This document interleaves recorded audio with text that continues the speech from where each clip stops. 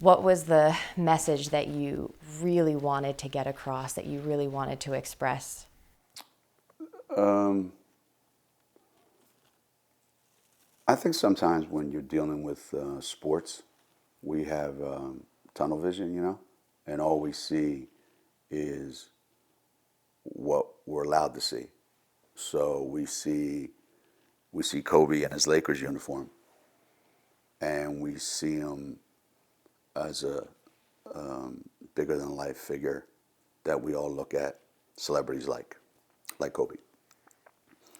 And we see Gigi as a basketball player because that's all everybody ever talked about publicly is she's a basketball player that wants to play at UConn and she's Kobe's daughter and the WNBA and what Kobe's going to do for women's basketball. And because of his connection with Gigi and how much he loves the game and how much he loves the women that play the game. So my thing was, what about the other side of that? Because there's always another side. And that side very rarely gets mentioned. What's going on off the court. That has nothing to do with basketball. That has nothing to do with anything other than he has to go home at the end of the day.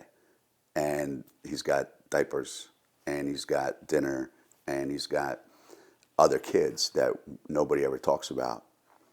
So there's a whole another layer to his life and her life that I don't think was ever mentioned, and I wanted to be that voice for that other part of his life because the other part got way more attention.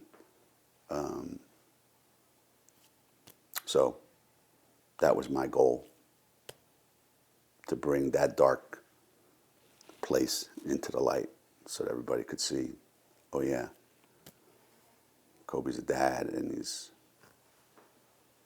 not that much different than all the other dads who are going to games with their kids, then coming home and, hey, and he's got other kids and that was that. You were asked by Vanessa to speak at the memorial. Mm-hmm. What was that phone call like? The whole saga of, Gigi wanting to play at UConn was really neat in how it came about. Here's this young kid who's a pretty good player. She wants to play basketball, which in and of itself is like crazy. Like my dad's Kobe Bryant, but I'm not afraid to put myself out there and play basketball and have everybody comment on that. Number two, to have that kind of mentality, that Mamba mentality, mindset that I want to go to UConn. Like, I don't just want to play college basketball. I want to play at UConn. I'm not being arrogant or anything. I'm saying that's a lot for a kid, 13 years old, 12 years old, to say. A lot of kids say it because it's like I want to play for the Yankees or I want to play for the Celtics, whatever the case may be. But then to actually start working on it and have that, like that's really what's going to happen. That's what I'm going to do. So that made their family and our family kind of like really one,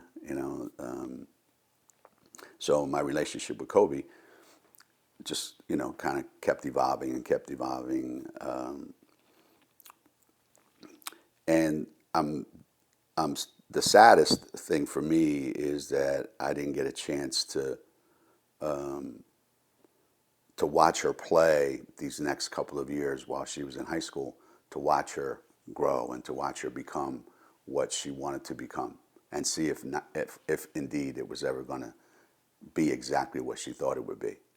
And my guess is it probably would have been, but it would have been fun to watch. Forget the coaching part, because she might have gotten to senior year and said, I'm not too crazy about it, because Vanessa wasn't crazy about her going 3,000 miles away. Trust me on that. She made it clear. She told me.